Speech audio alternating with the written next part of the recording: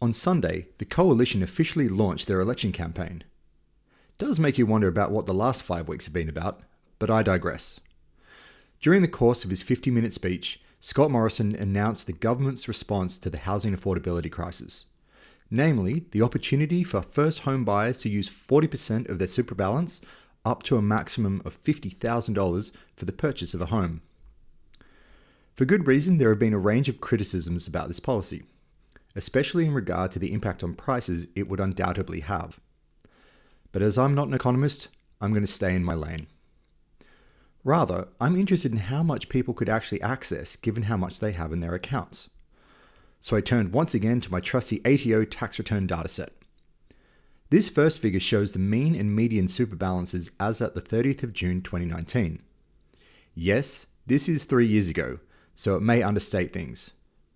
On the other hand, according to APRA, 3.5 million Australians took out just over $36 billion in 2020, so it may not be that far off.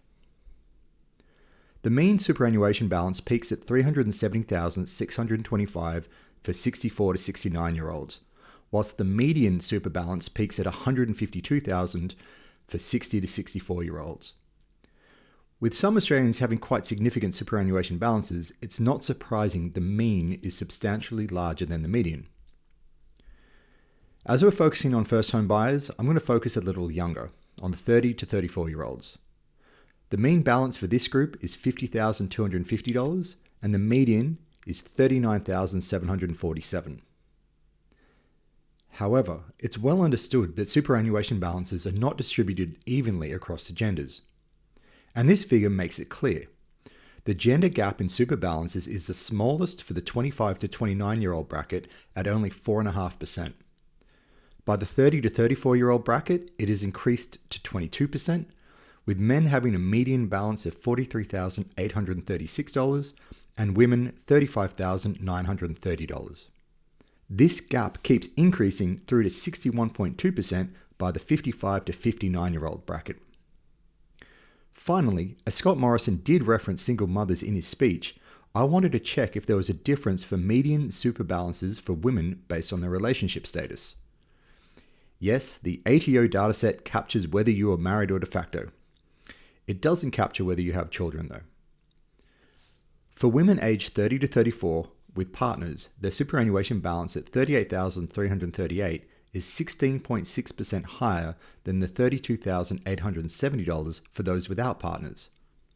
From 25 years of age upwards, there is a consistent 15 to 20% difference.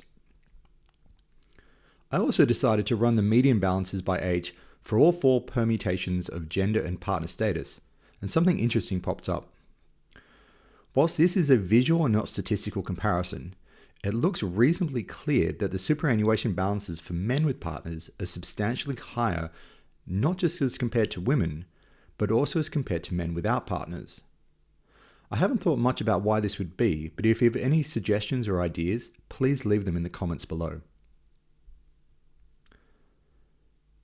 So what does this all mean in terms of buying a first home? Let's use the median super balance for 30 to 34-year-olds of $39,747. This overstates things for women, and especially single women, but let's be conservative here. 40% of $39,747 is $15,899. The current median property price in Australia is $738,975. A 20% deposit for this would be $147,795. This means that for someone with a median superannuation balance, they would nearly halve their superannuation balance for a 10.8% portion of the deposit. They'd still need to find another $131,000. This is not an insignificant amount of money. I'm not entering into the argument regarding the house price implications of this policy or whether super is a better investment than property. Apart from being an election tactic, I'm really not too sure this helps the people it's purported to help though. But that's what I think. What do you think? Please feel free to leave a comment below. If you've made it this far, thank you again for watching. If you've enjoyed it or found it useful, please do me a favour and hit the like and subscribe button, and don't forget to hit the notification bell. Cheers.